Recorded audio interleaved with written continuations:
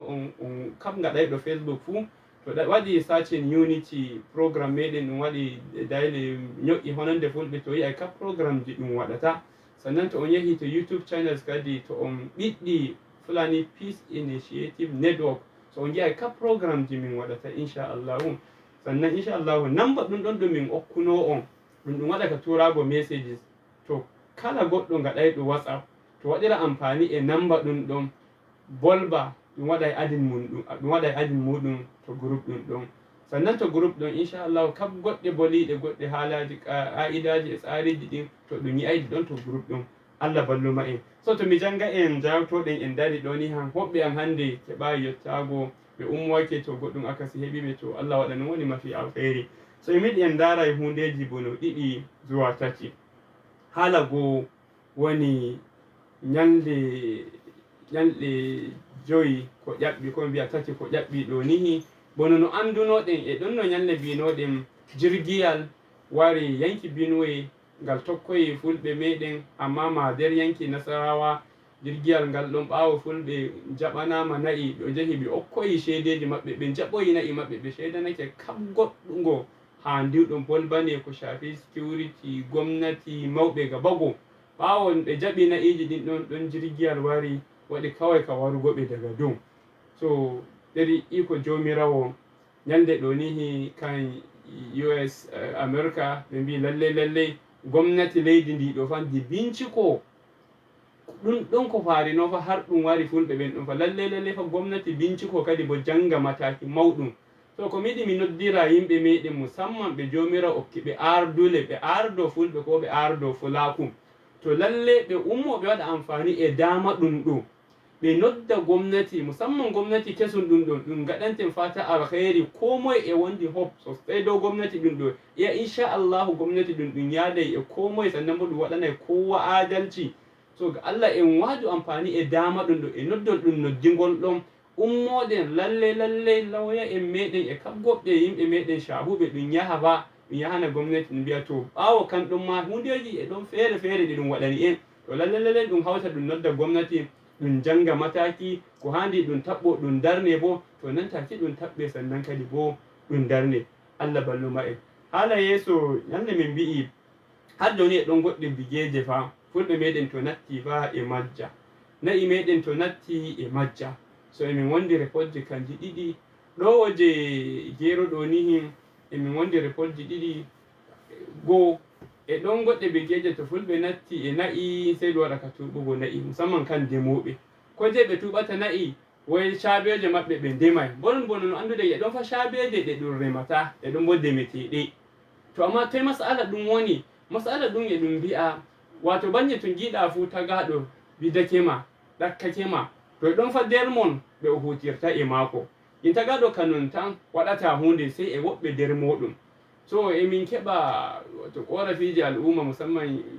waynaɓe e ɗon woɓɓe ɓe ɗum yita kamɓe ardi fulɓe ko woɓɓe de kamɓe raɓɓe ɗon nder mi famayi kamɓe irin ɓe so sai ɓe jaha ɓe gaɗa ka hawtugo kunduɗe e ndemoɓe dow ɗum ɗakko fulɓe. So haala gonga mo naggi ko waynaɓe meɗen eɓe wondi layfiji ɓe waɗata to amma shawari an woni ɗo ni hande waynaɓe ko ɓe na'i to ɓe gondi layfiji gaɗata a matsayima ɗum ardiɗo fulɓe ko ardiɗo yanki bige ɗum ɗon jonde jam nden woni nodduɓe bolbanaɓe ra masaloliji muɗum ngam non bo'ine amma hande ɗum mbi'i to ɗum ɗakkake oya ɗum ɗon ɗum waddanta en jonde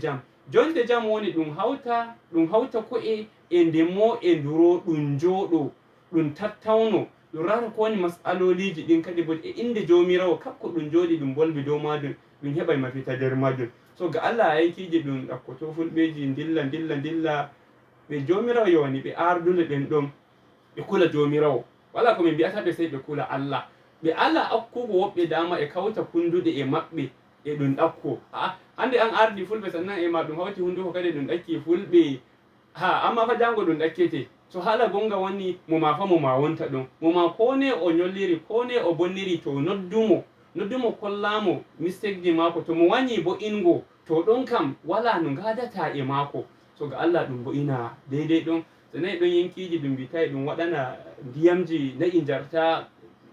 noy ɗum waɗa goɗɗe leɗɗe ni ko goɗɗe maganiji ni to na injari gadai ka watugo to lalle du wada da aka re irin hundeji din don ga Allah dun wada kokari wada ka jangugo mataki to dun andi bige e wondi matsala to dun kiyayo dun musamman joni on gi demeji fa fuddi fa nan gingirgo joni kam kam demo fa wada kokari remi da gisembul so to nattaino da lebbi didi yarno di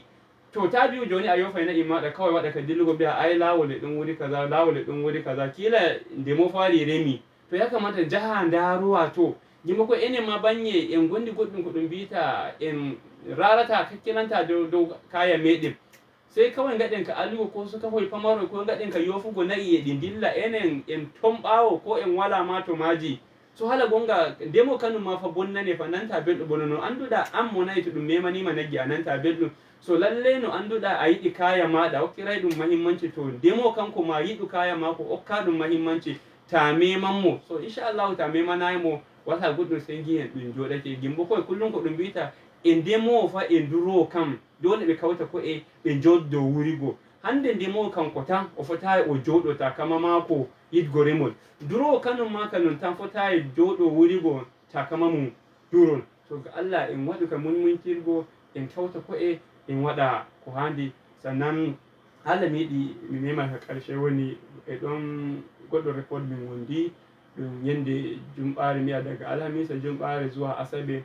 e don goddo fullo biteɗo Usman Isa so ɗum serving police jo emo waɗa emo huwata police station mangu ko ɗum tsautsayi yeni dow mako mo ummoake e mondi issue to e banki mako mo yahay mo bo'inowa so mo ummoake daga ton mo wara e pension mo bo'ina so bono no kullum noddirte yimɓe meɗen wato kam pullo fa mo suuɗaki pullo to woni fuu suuɗaki so to andi bigi e wondi masala ga Allah waɗata kiyaya goɗɗum so pullo on ɗon ya Allah e moya kanko ɗum mo police do na noyi mo ummoyi mo dilla har mo natti goɗɗum yanki so mo yi'i dey mo halkay to ɗum waɗi kokari mo noddi ɓe o hudata ko bo o noddi dey security personnel har ɗum wari ɗum waɗi rescuing mako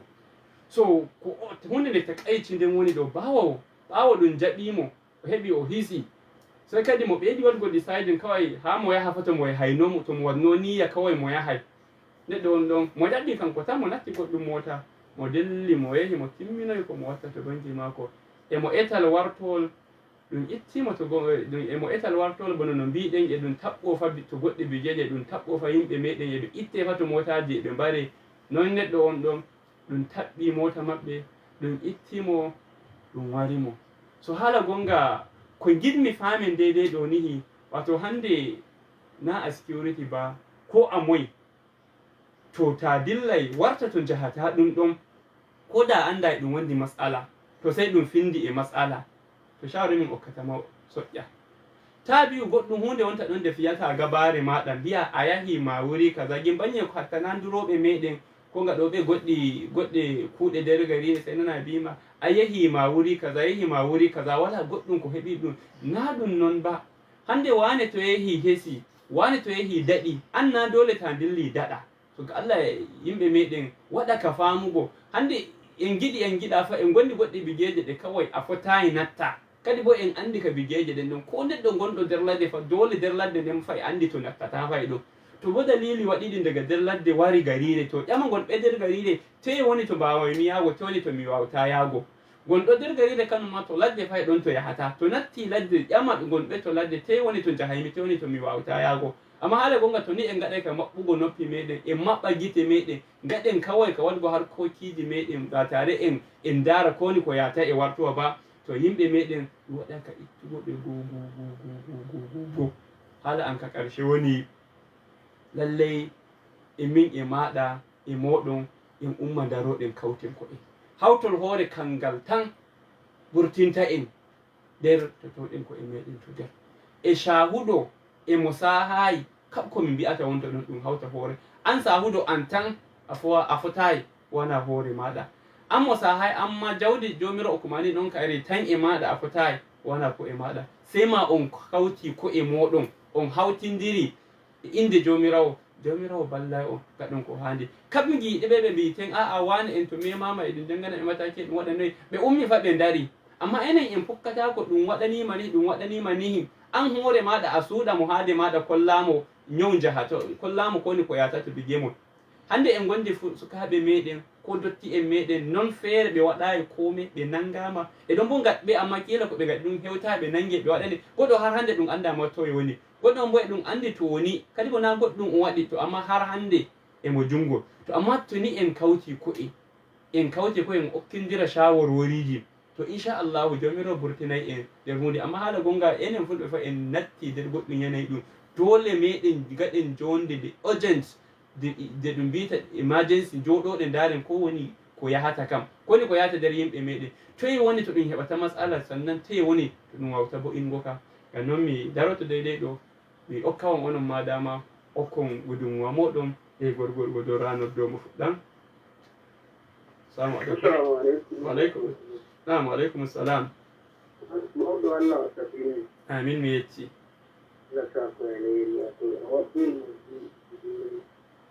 Naam. Moy biteɗa? Alhamdulillah Abdullah. Naam to jaɓɓama. Alhamdulillah. Wato gaskiya ni mutum wani Naam.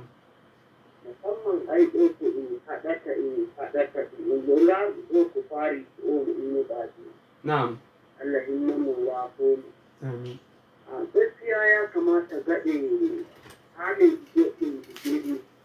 musamman ta an jerin ɗin hannun da ya hata ke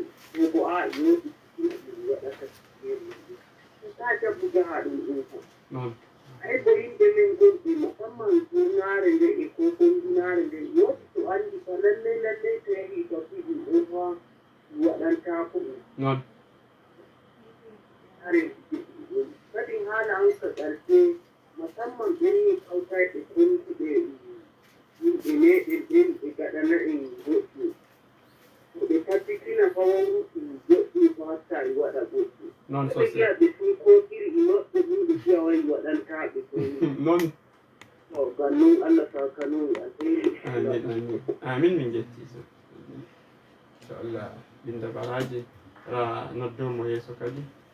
Naam. Assalamu alaikum. Assalamu alaikum.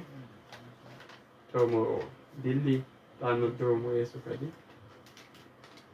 Assalamu alaikum. Naam, Allah sene mi bollata. Assalamu alaikum. Naam, mo mi boldata. a wani da Abdullahi To jaɓɓama Abdullahi ko ni gudunmawa maɗa. Naam. minuta olbe da iri al'ada da kullum da da To hala maɗa min nanta e ka burto. Ɗan ƴeftudande maɗa. Naam. iri da yi ko kowa wala ta sani mai wala ta saboda ina hulɗa ko duk lokaci da zaka ta duniya in gala aiki ne ya kamata wanda da ce ne da nan gana in kai Naam.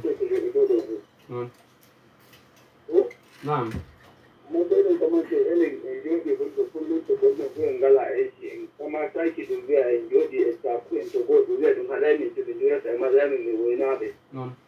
min do ɗake gare da sai da biya min ai rara min su maka amma su su ake da jira sai da kamar to kullum da sai ina min kakka shugabannin gudu mai ta gudu har sai saboda ma dan tarin min an ta tare min nota da mawga mai da ko da shi nan ga hauki ko mawga da tattalin aiki da ganan Amin Allah waɗa shugabanni e meɗen nani. Amin min jetti. So noddo yeso kadi. Assalamu alaikum. Assalamu alaikum wa rahmatullahi. Naam, wa alaikum salam. Mo mi boldata. Hauke. Fatan alkhairi ne, hauke ne ba. To san da shigowa mu. Allah sarki. Amin mun gode sosai mu ma. Amin mun da lafiya. To kafin mi janga noddol yeso lallai nder bigeje ɓeydete heɓgo matsala musamman fulɓe meɗen iboyeɓe musamman ko shafi laadi riyom to ɓe musamman garoɓe e ñama lumo kara go na'i so gi lumo gonɗon kanko kusan alasara jemma go ñamete so kullum to ɗum heɓi matsala to etal ngal ɗon fulɓe fuɗɗan piyeteɓe ko mbareteɓe wallahi wala fulɓe bono iboyeɓe lumo gonɗon so ga Allah miɗi wato kullum ta yin alwai ma hukuma kan ɓingatta ka okugo in information din jahaiɗi warta noppi meɗen e maɓɓiti wayaji meɗen ɗiɗe kullum en noda wato ko en wala security mawɗum to meɗen bono wayari hande wayari ndi ɗon ndi waɗante kab goɗɗum ko a hulata goɗɗo waɗante so jemma nde jemmini fu min shawɗo kami koda e ɗum jooɗi jam to ummoke ga Allah gaɗe ka tuntuɓago noy eteji gin kullum nde ɗum heɓi matsala ɗon fu fulɓe min iboyɓe luuɓe ɗen ɗon wallahi kaɓe ɗum taɓɓoto e ɗum waɗana e ɗum wara so ga Allah warta ko e maɓɓe kullum eɓe nani to kusuɓe dakato ɓe daro ɗon to woni ɓe woni anan ummoytoɗo fu waɗa ka tuntuɓago dow etal sannan to ɗum heɓata matsala ɗum ɗon fa kullum kusan wuri go woni ɗum wuri bo anda ɗum to ga Allah en kawtu ko en gihen en bolba en kolli security irin hunde nin ɗum hukuma daro janga na en mataki jamul Allah balluma e ranar dole su assalamu alaikum nam Allah in itto radio haade maɗa jam kelem Allah rena momi woldata awetita Usman Muhammad aga biyan goma do karamar Usman lere to jaɓɓama ko ni gudunmawa maɗa Allah rabbina ne minani mawdu'i ɗum tattauna to na'am gaskiya Allah rene fuldeji meɗen kusan wartiri ko e mako no ɗum anda mako ɗum waɗatano sosai tanye na'am anana haɗari dow ɗatal Allah rene sai jiya neɗɗo tuugi hoore muɗum to wandon ɗatal non mi haadi tanani to ta yawu ko nanuɗa ta yawa ko nanata ɗum banni iri majum ñaami woteneɗen tan sosai ma ngam bo majum kutu e noddago homoɗo to ton Allah waɗa ngo natta noppi leñol men sosai amin Allah ta koye alheri amin min jetti ma take adallahu ɗum wama kon ɗon ranu dayɗo mo yeeso kadi nam assalamu aleykum assalamu aleykum waaleykum salam reno aluga jam Allah rene momi woldata wonde Mouhammad Sani Jabiri to Allah yamɗine jaɓɓama Mamadou alhamdulillah ne kuɗo Allah ittama masha Allah nani e tattawno mo ɗiɗi mo ana bari Allah ta ko alheri amin wato alhamdulillah nam ananani nam emi nanma wadde haalaji mawɗi ɓareyde gaske wato ko yiɗini koɗa hankali ni enen fulɓe wato gaskiya tsakani da Allah en jango en ɗoɗi yimɓe a waddi magana wayaji to wayaji ɗin ɗi jiiɗa mawɗi wayaji ɗin ɗi jaade abubuwaji kala amma ta waɗi ilimi wallahi ta wala ilimi ko no waya maɗa anda goɗɗi jannaji non ɗum faroti de ni gaɗi waɗi stage maji naganan tani a wala ilimi maji ni goɗɗi yetti wara haɗu yettuma ma Allah non ko awdi wayi non to gaskiya e kamati goyoɗi gan Allah e waɗi tawi ɗo makaranta ɗin ɗeɗi gan jirgo ɗeɗi jiɗa ɗi waɗan waɗi gaba sama ɗuba ko ilimi ɗireta non sosai ma a jeji biyar zo hannu wani gini gini an a jeji a nesa nesa amma in zai zo wani wani jama'ar da zai non gabai non a gaskiya da Allah ya gini kawai kawai gini gini kali kula da ne dare gangin sosai zaman da zai da gini non Allah la yi da buwan nauyin sai gini da kan Allah ko da nan da biyo da najin Allah wala kun jibi rediyo Allah da yin gare gani na nan ko ne biya da gani na amin Allah jabo yawa ranar da ya so kadi assalamu alaikum alaikum na'am alaikum salam alaikum salam wani ja Allah rene moyi wanda Muhammad ne da sama daga Bukuru to Allah sai ke Muhammadu jaɓɓama ne bukurɗu wanda alhamdulillah ta koni gudunmawa maɗa jimmi ni yanko mi jimi wolwa habaruji garnoji jimi min nanna cewa e woddi fulɓe kawtoɓe woɓɓe ɗum waɗa ka tumpugo woynaɗo on to laccewa ɓe dilla na'am so wonko mi jimi wiya e Allah ardiɓe mawɗo ardiɗo wonnona ɓe fulɓe gaɗoɓe ɗon hawta on ɗi koye maɓɓe ɗum waɗa ka tumpugo ɓiɓɓe fulɓe on to lacce na'am sabu yande goo on to ɓe ɗanoɗe goɗɗe wanon sen jiya ɗum hawti wonde hawre kadi sosai ma Allah hoyna yesso amin amin to min jette gudunmawa maɗa na'am ranar da ya so kadi assalamu alaikum assalamu alaikum wa rahmatullah na'am wa alaikum assalam Allah reni waɗi jam kalau mawɗo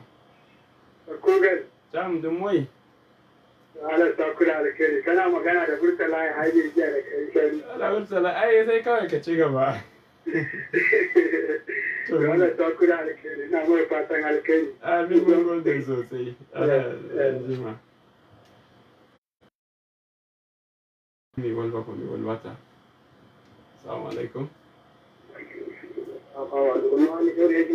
Ta Allah ya tama dumoi. Ayo to be awata ko na nti. Ta wade ba baka da ba mai nastor ko ni gudun Muhammad. Wannan ya kuma amma fata ne amma gaskiya ya kamata umurin daro ne amma to waya mako taƴi so ko mi yiɗi mi bolba e ɗon ñalde ya last programme meɗen e ɗon goɗɗo haala bolbi daga dow maka mi yiɗi memugo haala gonga woni on jii arduɓe meɗen ɓe kullum noddete en mbiya ɗume haala gonga fa gomnati yoɓataɓe sannan enen fulɓe gin emi huula e ɗon goɗɗo ciyamanjo emi yewta e mako e mbiyamo Allah seyne ko jeyi kam fulɓe en gulla dow ardule moɗon koye jeyi mo bi to wani handi hokkuma misali joni pullo sai waranma sai biya e wondi matsala to hukuma ko matsala e goɗɗo ndemo matsala mawɗum amma e moyɗi ngara ballamo ɗum waɗa haala kan ɗon o bi sai jaha gaɗon haala ƙarfede kila to o yoɓay sai o hokka ndemo o hokkamo ko hewti kusan naira 100,000 ɗiɗaɓa o hokka hukuma ko hewti kusan 40,000 amma anta an de ƙer mo janga naira 500 wol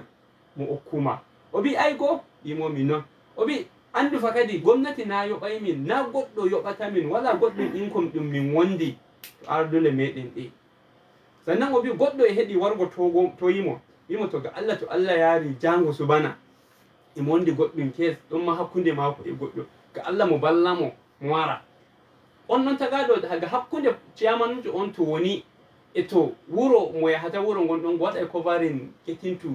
3 to 4 kilometers ay mo majjay shede mota tun denno mo majjay shede mota ko hewti naira 150 zuwa 200 mo yaha mo bi to wallahi nyalde si mo wala nerawol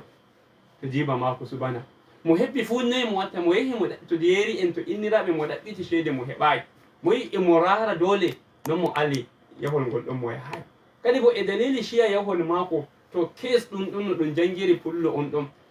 ɗon wallahi asara mo waɗi ɗum jawdi kam ɗum bolɓata wonde bo to o yehino to asara ɗum ɗon inchallah o indi jomirawo kap ɗum warata so ga Allah meɗen enen ma en umma daroɗen hardiɓe ɓe fa en gaɗu ka wallugoɓe ardare nde ndi okkiɗe ɓe fa enen fa giɗɗen ɓe waɗan ɓe huwana fa to en balluɓe to en walliɓe non ɗum ɓe kefta kamɓe ma ɓe ballira en so ga Allah en fumi e enen ardaɓe e ardiɓe fa ko ɓe e wondi lapses maɓɓe ko ɓe e wondi probléme ji maɓɓe so amma ga Allah en dara bo inen ɗi sora noddomo yeeso kadi nana gudunmuwa mako assalamu aleykum to noddol ngol taƴi kadi noddo yeeso assalamu aleykum wa aleykum salam Allah rena mawdu na muslim ne wadi jamno gaddane shori alhamdulillahi eminan gano kwanaki gida eminanga wane nomba musamman okudon an ta kawai Allah ya ne gwara ko Allah damin cin ai wobbe ma hebi natti to wadi dede na tungu na kesa to Allah ya tama ko ni gudunmawa ma da wato Allah ta kana ma alkhairi enen fulbe ko toroto men da farko da ibe de munyan na'am kawten ko acci tindiren hasada neɗɗo to gonna fu yiɗan ko gidan na bandu maɗa man tarari asta joni ange sakike mama e miya kusan ma to jiya ɗum heɓa damuwa jayi ɗum ɗum bo hina siga ba on ka non ka woni to oɗɗon mbaraɗo bo Allah hanma o sigate imani ajal jeyi o yehi ɗon ɗum amma gaɗen ka jitugo to natteten jiyanayi rayuwa no yarata non ummoɗen jam tinna iyaalu maɗa ma mo warnoyima gayyadde ma mi hefta mo waranma ziyara ba so tawi mo wara wuro maɗa kami Allah ya dine ma a wari e mirara lawol so Allah binda baraji so lokaci min waroyi herdera noddo na'am assalamu aleykum assalamu aleykum wa aleykum assalam modi ko Allah barkide na'am an woni noddo mo karshe ko woni gudunmawa maɗa no mbiteɗa kadi donc mi nodda fulɓe en meta en mbiya endema to fulfulɓe ɗemma fulɓe mbawa fulfulde en meta to ayde kono en metayɗo haaqile ndemma ɗum nanayi ka non ha haali ɗum meta fulfulde bonde fulɓe ni e tiɗan fulfulde ndemma tan non ɗuma ɗum makka mbiɗi ado aɗoe de ceeje ɗugoɓe ɗum hawta fulɓe ɗe ɗe mbawata ɓe mballita koye maɓɓe ma hakkude baɗɗita hakkude maɓɓe hala mawni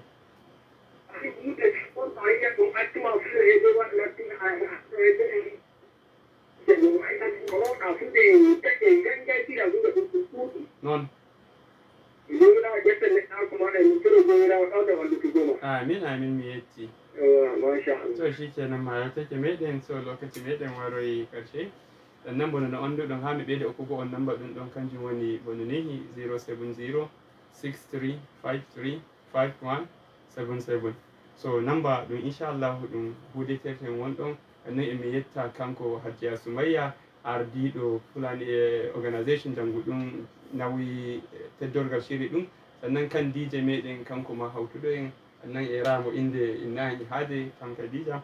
e bindo o ko fu on hinni on e onon maga bogo Allah waɗana on barka Allah yaruma en sati warojum assalamu aleykum wa rahmatullah